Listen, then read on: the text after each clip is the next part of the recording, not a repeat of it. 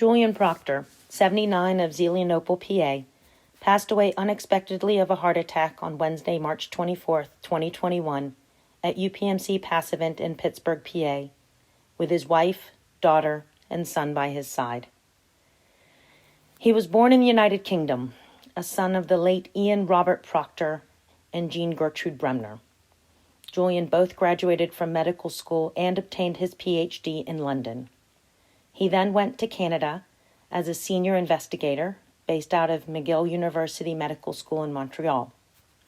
From there, he went to Pittsburgh to complete a residency in radiation oncology at Allegheny General Hospital, during which he met his wife and daughter while visiting a close friend in Washington, D.C. He then spent 4 years at Johns Hopkins University Hospital in Baltimore. Julian returned to Newcastle, PA, and dedicated the rest of his career to Jameson Memorial Hospital and helped create the UPMC Cancer Center. He remained involved with multiple UPMC cancer centers around the area until his retirement from clinical work in 2017, and then continued to be involved doing accreditation site visits for the American College of Radiology until 2020. Over his many years of service, Julian also earned fellowships with both the ACR and ACRO. Julian could best be described as a humble, funny, and immensely interesting, brilliant man. His exuberant and witty personality shone through in all and everything he did. An avid global explorer, researcher, physician, author, storyteller, outdoorsman, and sportsman, whenever an opportunity to enjoy life was presented to Julian, he was bloody well in. Whether traveling, golfing, fishing, hunting, camping, skiing, playing hockey, kayaking, whitewater rafting, or foraging the woods for potentially poisonous mushrooms, Julian loved being active and outdoors and with friends and family. A good friend put it best by saying, "Julian, you are not just a friend, you are an adventure." Known as the Good Doctor for his amazing bedside manner, Julian always made time for his patients regardless of his own personal adventure of the day. His thoughtfulness and desire to help people went well beyond the walls of the hospitals, and his touch was felt by an extensive group of friends and family.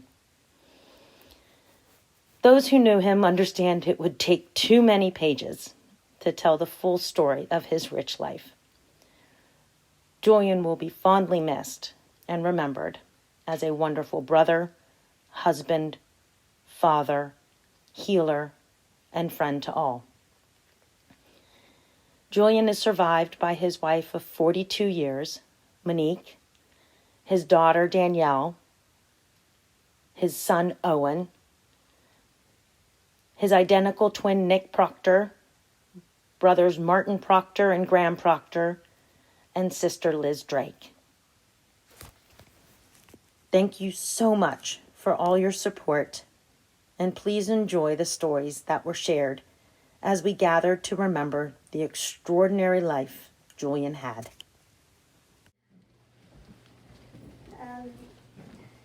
In 2002, Julian's father was laid to rest in England, and somebody I did not know recited a prayer from memory, and I asked him to write it down for me because it really struck me. So I'm just going to share that with you. Is this where I'm supposed to stand? Okay. God be in my head and in my understanding. God be in mine eyes and in my looking. God be in my mouth and in my speaking. God be in my heart and in my thinking. God be at mine end and at my departing. Amen.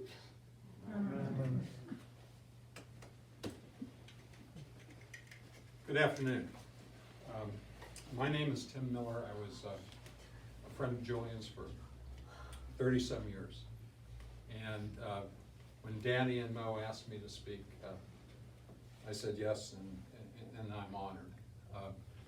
I'll tell you a little bit about Julian. I've got some funny stories to tell. They both asked me to tell some humorous stories, and then at the end I'll have a little bit more serious things to say. But I would like to say, if anyone else has anything they would like to say after I'm done, we would love for you to come up and say a few words. Julian was one of the best people I've ever known. He was self-effacing, and he met you as you were.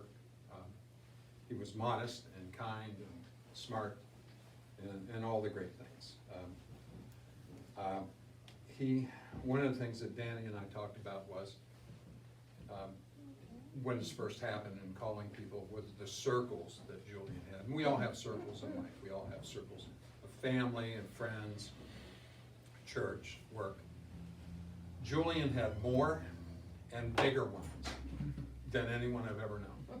I mean, they were worldwide, literally. I was blessed to be in a few of these for a long time, and I'm thankful for that.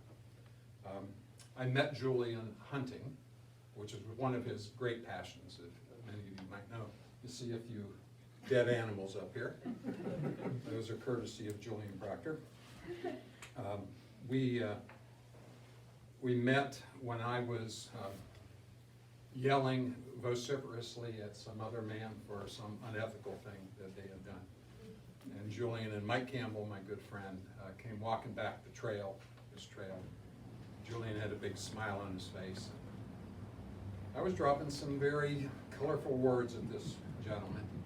And Mike said, what's going on? I told him. He said, well, we're getting out of here. We did.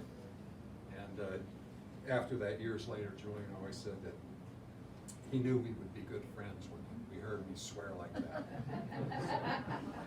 and we were. He became a regular at our camp outside of Elkins, West Virginia.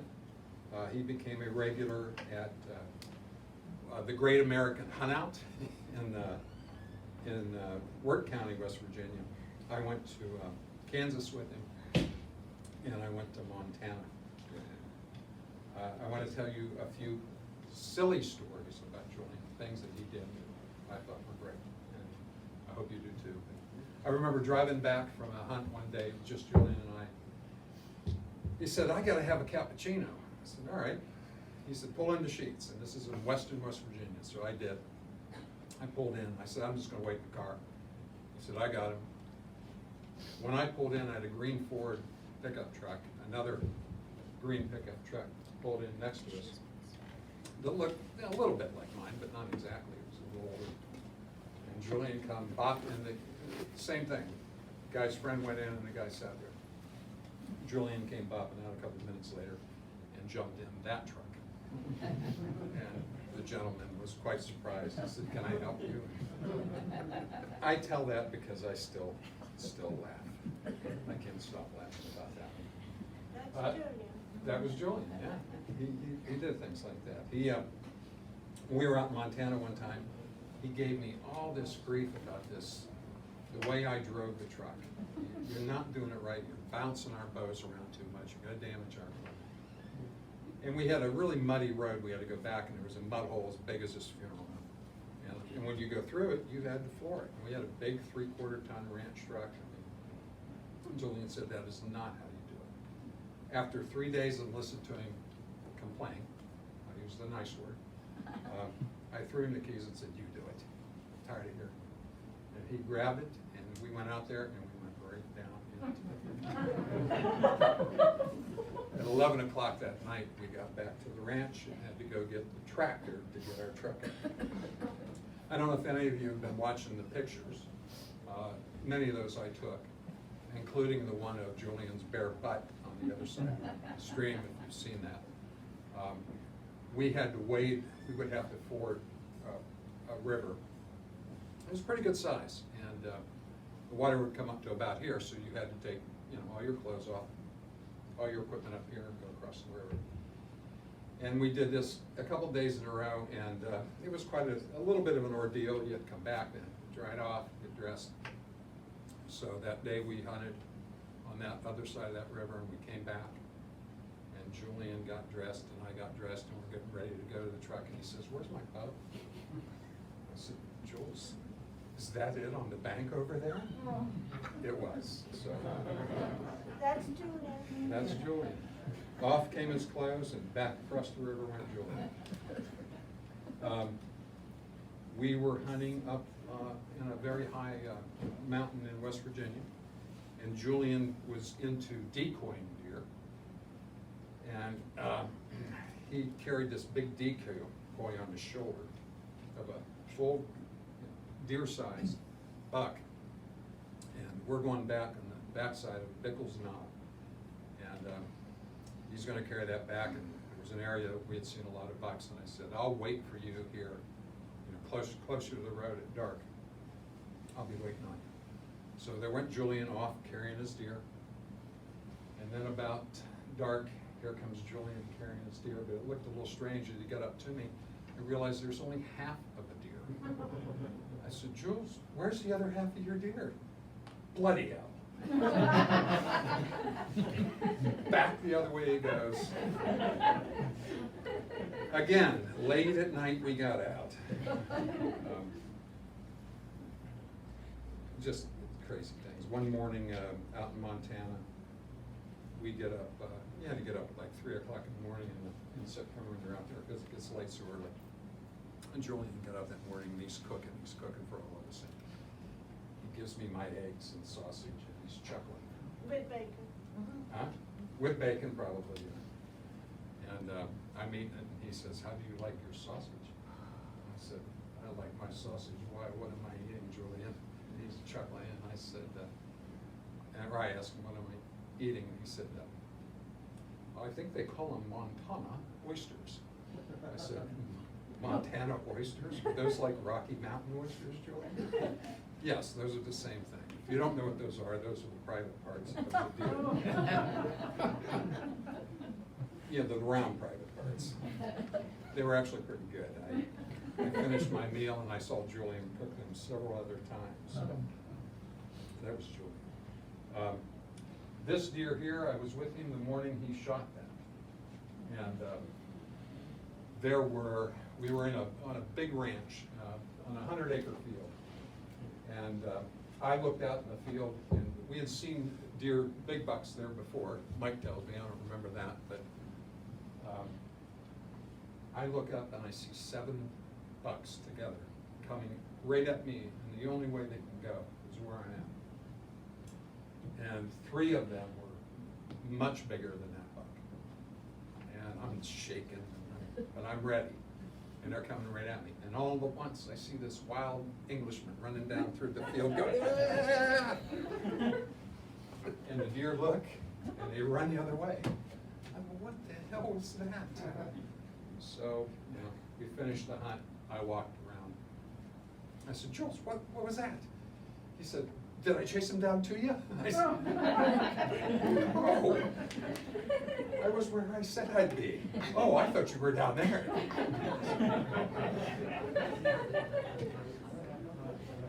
And then the other time he had killed a deer out in the middle of the field.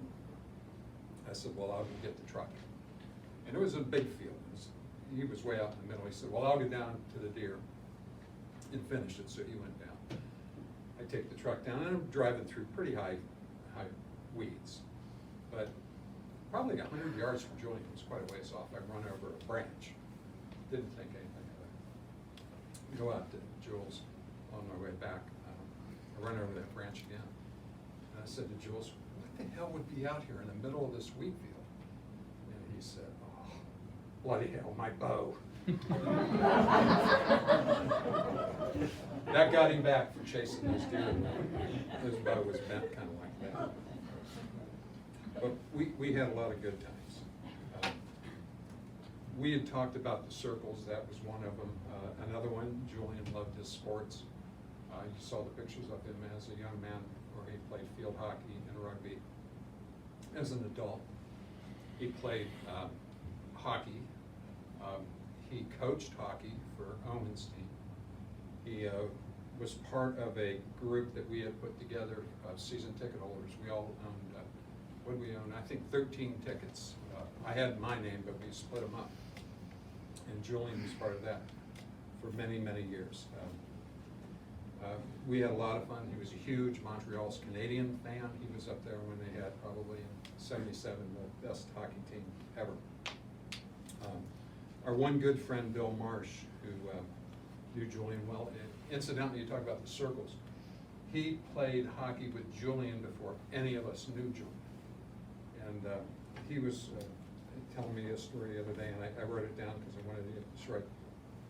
He said, I had the privilege of seeing Julian put his jock strap on after he had all his other equipment on, including his skates. I would have never sworn it could be done, but I still remember him. Amazing man. He loved his soccer also. He was a big Manchester United fan, as was I. And I was, once again, I came to soccer through my daughter, but independent of Julian, I didn't even know he was a Man United fan. Even though I knew he had grown up in Manchester, I didn't think about it for some reason. So maybe 10 or 15 years ago, we both realized that we had this in common. And Julian, this was last year, he said, oh, I've got a book for you to read. The Complete History of Manchester United. See this? That's only till 2005. I said, Jules, I'll get to it pretty soon.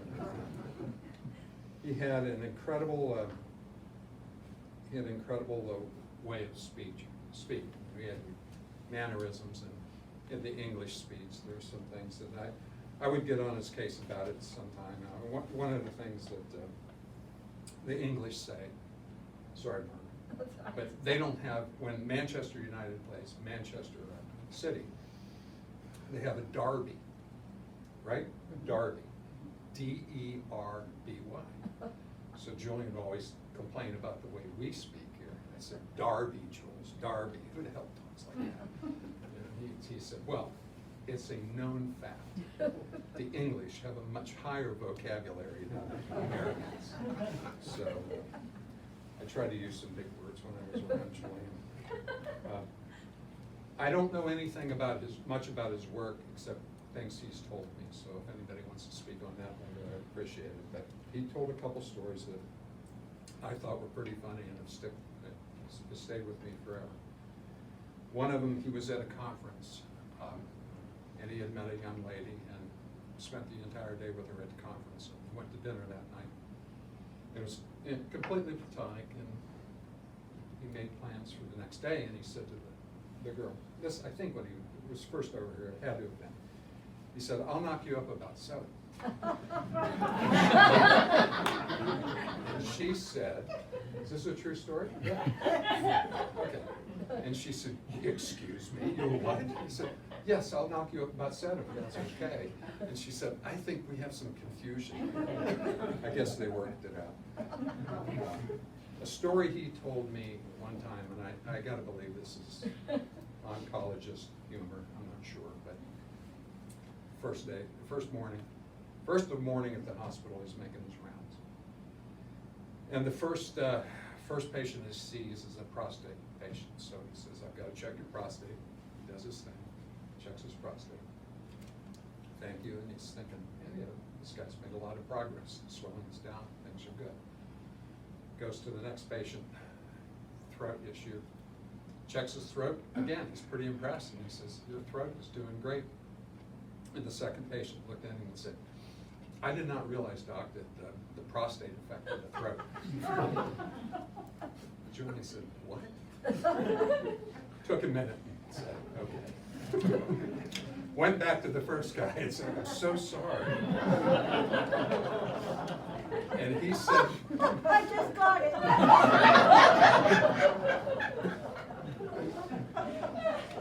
He said to me, you know, we're still friends.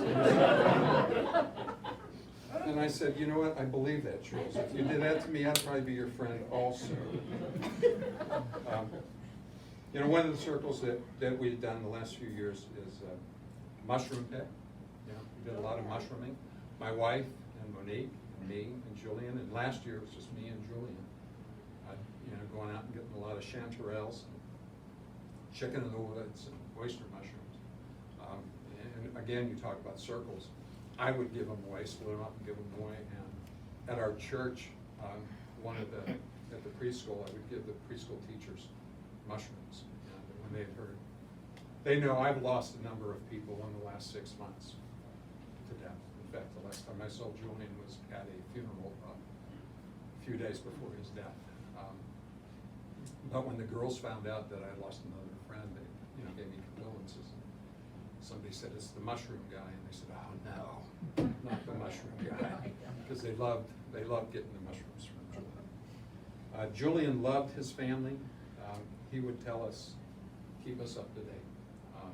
I saw Owen quite often. They came to our house, Julian and Monique, and sometimes Owen, for many of the holidays, Easter and Christmas and Thanksgiving, and also for other parties and things like that we had, so, and he would always tell us about the girls, Owen and Danielle, and how they were doing. And he got to know my girls very well. He was going to help my daughter, who will be applying to medical schools next month. He was going to help her, so that's a big loss. We just loved having him around. It was great to have him. At our family gatherings, Julian will always bring something in. For those of you who don't know, it's one of the things that's not in his obituary. He was an incredible cook. He was. I mean, he was as good as it gets. Yeah. And he taught me to cook many things. I'm not bad, but he was great. So it was always fun to learn from Julian. One of my friends had said, my greatest tribute to Julian Proctor is that I knew him for 3 years before I knew he was a doctor. That was Julian. He treated everybody the same, from the guy pumping gas to the guy, the CEO. He just was that kind of guy. And the people that he knew, that we knew, down in West Virginia, out in Montana, these were down-to-earth people, and Julian was well regarded and famous among them. My good friend that died a couple of weeks back, Mike Reiser, him and I were just like brothers. And he had throat cancer a few years ago. And Julian Proctor was on the phone all the time to them, to Karen, his wife, and to his doctors, and to everybody. And she just told me the other day, she said, if it weren't for Julian, I don't know that we'd have made it through. He did so many wonderful things for us. And Mike made it through and did really well. He died, incidentally, after an accident. But, yeah, after beating that. But, Julian played a big role in that. And another friend of ours, because we've had quite a run with friends here, another friend of ours was diagnosed with inoperable lung cancer a little more than a year ago. And he was given a 20% chance to live by his doctors. And I asked him if he was coming. I didn't know his status on the vaccine or not. He would have loved to have been here, but he's not completely ready yet. And he's in a situation that if he got COVID, he would die. So he couldn't. But his wife wrote me a note and asked me to read it to you all. When our lives stopped, this is the only time I get choked up. When our lives stopped following Michael's diagnosis, Doc Proctor was an invaluable presence. He spent time talking to us on numerous occasions, deciphering medical tests and information into understandable language. He explained the difficult. He was always willing and open to help, and he was an instrumental part of the new journey we were on. He would also just say, call me anytime, any hour, any day. He may not have known, but he was our captain. And we can never repay the kindness he gave us so freely. I told him that knowing he was there was such a tremendous peace of mind, and we appreciated him greatly. Not just as someone who helped us, but because of the person he is. Back to the very first time Michael ever mentioned Doc Proctor to me. And through the years, he always has a smile. He had always thought the world of Doc and his personality and his knowledge and his friendship, and enjoyed spending time with him. He has been a positive influence, a positive, influential part of many people's lives. We continue to appreciate him, and we are lucky to have known Doc.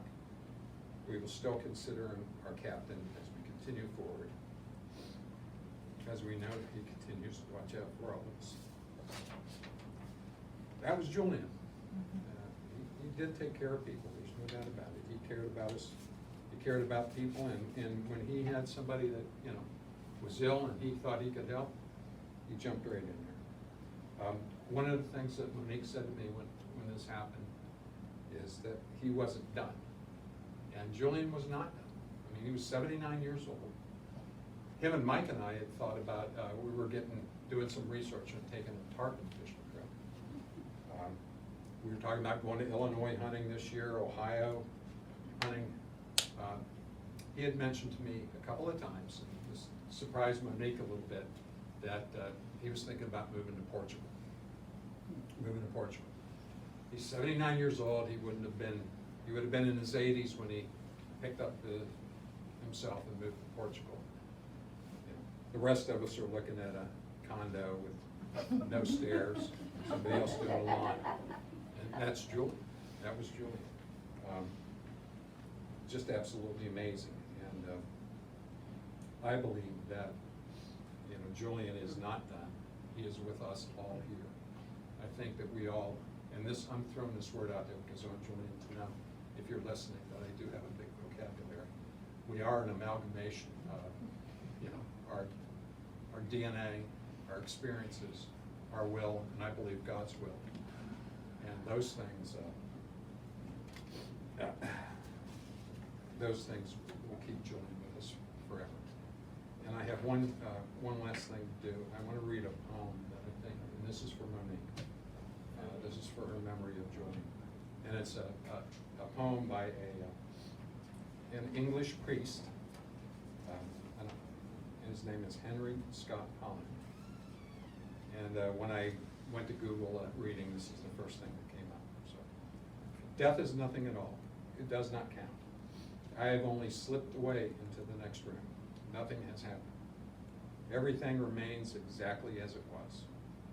I am I, and you are you. And the old life that we lived so fondly together is untouched, unchanged. Whatever we were to each other, that we are still. Call me by the old familiar name.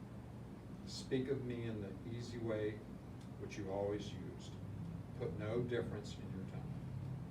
Wear no forced air of solemnity or sorrow. Laugh as we always laughed at the little jokes that we enjoyed together. Play, smile, think of me, pray for me. Let my name be ever the household word that it always was. Let it be spoken without an effort, without the ghost of a shadow upon it. Life means all that it ever meant. It is the same as it ever was. There is absolute and unbroken continuity. What is death but a negligible accident? Why should I be out of mind because I am out of sight? I am but waiting for you for an interval, somewhere very near, just around the corner. all is well, nothing is hurt, nothing is lost. One brief moment, and all will be as it was before. How we shall laugh at the trouble of parting when we meet again. Thank you. And if anybody else would like to say a few words, you're welcome.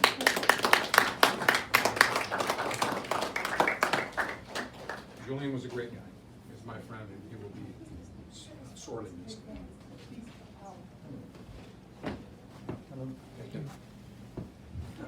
I'm not as He practiced, showed up last minute, right? not as practiced as this gentleman, just did a fine job. But I like to say a couple things. I'll start off. When I came into the world of medicine, I came from the University of Pittsburgh, and I got a job at Allegheny General Hospital as a radiation safety officer. And one of my first jobs was to keep things under control. Now, keeping things under control means that you have to follow rules and regulations. And it just so happens that Julian not only was the clinician, he's also a researcher. He's a PhD researcher, and he had a lab, and he was a grant. He had grants. He was, running a lab.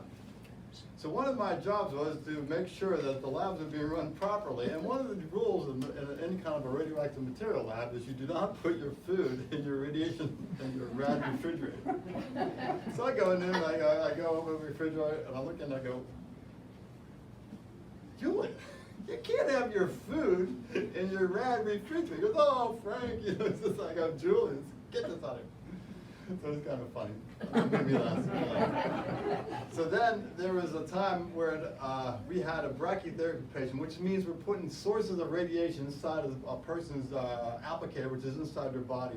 And this lady who was the patient at the time, her name was Flo, and she had not walked probably in 7 years. She was just completely obese, but she kept herself nice.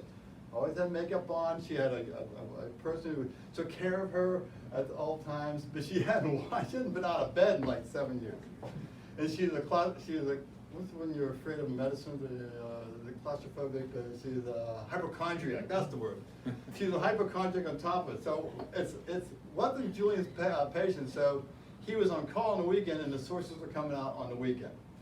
So we all go up there, and I was the safety officer, so I gotta make sure that the sources that are taken out are accounted for and put it in the right spot. So we go up there, and Julian looks at this patient, and her legs are as big as my body, each one of them, right? And she's embarrassed, and she's a hypochondriac, and Julian said, he said, we need two people on this leg. We need 2 people on this leg, because it's a gynecological patient. And he says, and we start pull, and he goes, not good yet. So he goes and gets one of these struts with the light on it, and he gets on the end of the bed, and he crawls up. He goes, "This is good." So we're sitting there pulling this poor lady apart. He goes and pulls the source out. We count them up. We all went home. It's all fun. So it was quite a scene. Long story short, I grew up with Julian in a lot of ways professionally, because when I came to Allegheny General, he was there, and Julian's the kind of guy that I mean, how often will somebody invite you to the house for dinner? And I would go to your house over near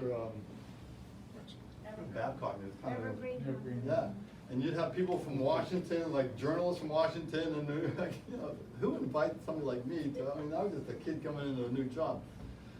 When Ducky, we would try to go rafting, but the water's too low. We went on little duckies. We ate salmon out of the can, and the beer exploded in your trunk. And the beer exploded in the trunk. But yeah, that's, life goes on. But we do rafting, we do skiing, we did a lot of stuff. Julian had me golfing like who knows how many times. And so the funny thing about life is when somebody passes away, a little bit of you goes with that person, because there are stories that I could have, but no one's going to get it except that person. And Julie and I had moments, of course. And so we're all a little less than we were before Julian passed away. I just, it's just the way of the world. And I just, he was a great friend of ours. Our children got to grow up together, because Jennifer and Monique would go, they'd go all sorts of places. And, my life was enhanced by the fact that Julian was, as the gentleman said, he treated everyone exactly the same, and no one knew how brilliant he really was and what a nice guy he was. And I feel honored to have been his friend for so many years. Thank you. Thank you, Dad.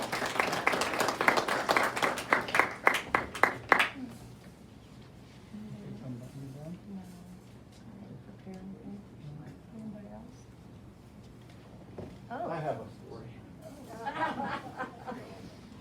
Remember, everybody remembers the bow story, right? Yeah. I'm Eric Dahlem, I'm Danielle's significant other. Well, I don't know if I have the story exactly correct, but it kind of goes with the theme. Danielle told me a story where they were seeing the fireworks in Mount Washington. They were having a picnic and they were out on, probably at the point or down on a bridge watching the fireworks. Well, Danielle goes home, and then Julian comes back with all the stuff, the picnic stuff, the beer, the booze. And Danielle says, "Dad, you forgot Mom." Oh, bloody hell, just leave it. That's it. Yeah, he really did. Yeah,